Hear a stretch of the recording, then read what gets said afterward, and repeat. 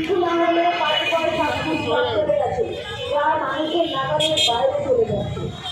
মানুষ যেটুকু রেশন তুলে বাঁচতে পারত, সেই রেশন ব্যবস্থাটাও মাধ্যমে চাল ডাল দেওয়ার ব্যবস্থা শুরু হয়েছিল। কিন্তু আমরা দেখেছি পরিযায়ী শ্রমিকরা চূড়ান্ত দুর্দশার মধ্যে রয়েছে। তার মধ্যে দাঁড়িয়ে আমরা দেখছি যখন মানুষ তারা একেবারেই গরিব মানুষের জন্য ভর্তুকিগুলো বন্ধ করে দিয়েছে। আজকে রেশনে গম দেওয়া বন্ধ হয়ে গিয়েছে। ফলে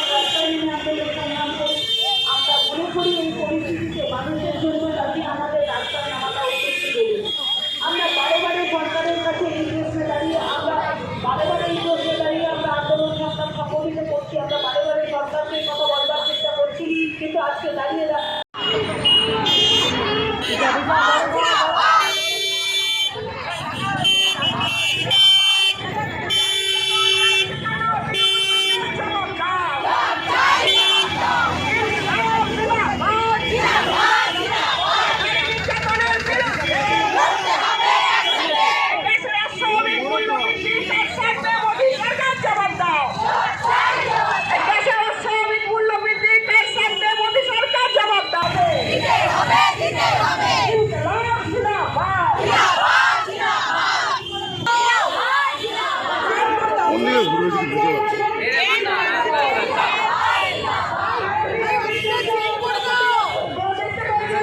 45 চলবে নারীদের নিরাপত্তার দাবিতে আজকে এই মিছিল।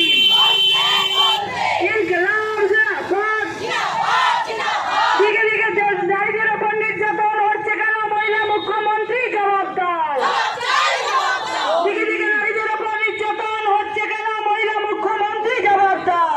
আজকে সারা ভারত গণতান্ত্রিক মহিলা সমিতি উত্তর 24 পরগনা জেলা কমিটির পক্ষ থেকে আজকে বারাসাত ডাকবাংলোর মোড়ে আমরা সকলের জন্য রেশনের দাবিতে রাজ্য জুড়ে চলা নারী নির্যাতনের প্রতিবাদে, একের পর এক নারী নির্যাতনের ঘটনা যেভাবে বেড়ে চলেছে তার প্রতিবাদে আমাদের এই সময় দাঁড়িয়ে যেভাবে তিস্তা শীতলাবাদকে গ্রেপ্তার করা হলো, যার মানে মানুষের বাক স্বাধীনতাকে পর্যন্ত হরণ করা হচ্ছে, গণতান্ত্রিক আন্দোলনের টুটি টিপে ধরবার জন্য যেভাবে প্রতিবাদীদের গ্রেপ্তার করা হচ্ছে, তার প্রতিবাদে আমরা আজকে এখানে এই কর্মসূচি এবং একই সঙ্গে নিয়োগ দুর্নীতি, যে আমরা রাজ্য জুড়ে যেভাবে দেখেছি এই সরকারের নিয়োগ দুর্নীতি যেভাবে বাড়ছে, যে পরিস্থিতি তৈরি হয়েছে গোটা রাজ্যে, যারা মেধা তালিকায় শীর্ষে থাকা মানুষরা তারা চাকরি পাচ্ছেন না, মন্ত্রীরা তারা নিজেদের পরিবারের লোকেদের তারা চাকরি দেওয়ার জন্য ব্যস্ত। এর প্রতিবাদে আমরা আজকে রাস্তায় নামতে বাধ্য হয়েছি।